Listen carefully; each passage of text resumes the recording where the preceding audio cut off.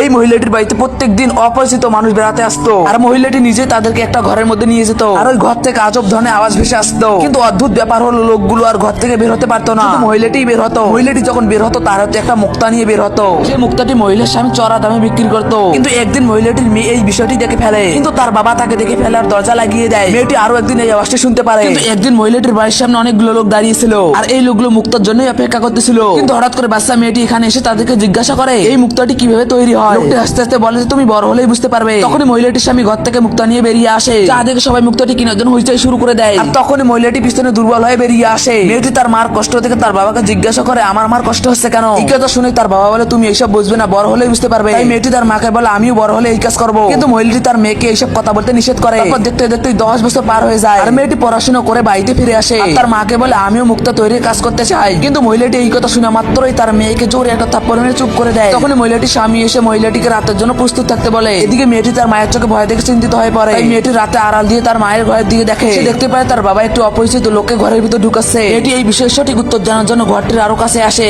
কিন্তু সে ভুল করে শব্দ করে ফেলে। তখনই মহিলাটি বুঝতে পারে জানলা অফ করে দেয়, যার কারণে মেয়েটি সারা রাত ওখানে অপেক্ষা করে। পরেরদিন সকালে মেয়েটি দেখতে পায় তার মায়ের ঘর থেকে কেউ বের হচ্ছে না। তখন সে লক্ষ্য করে তার বাবা কয়েকটি অপরিচিত লোককে তাদের বাড়ির সামনে নিয়ে আসতেছে। মহিলাটিও হাঁপাতে হাঁপাতে ঘর থেকে বেরিয়ে আসে। আর মহিলাটির সামনে ওই মুক্তাটি নিয়ে এখান থেকে চলে যায়। মেয়েটি তার মায়ের সাথে কথা বলার জন্য এগিয়ে আসে, কিন্তু মহিলাটি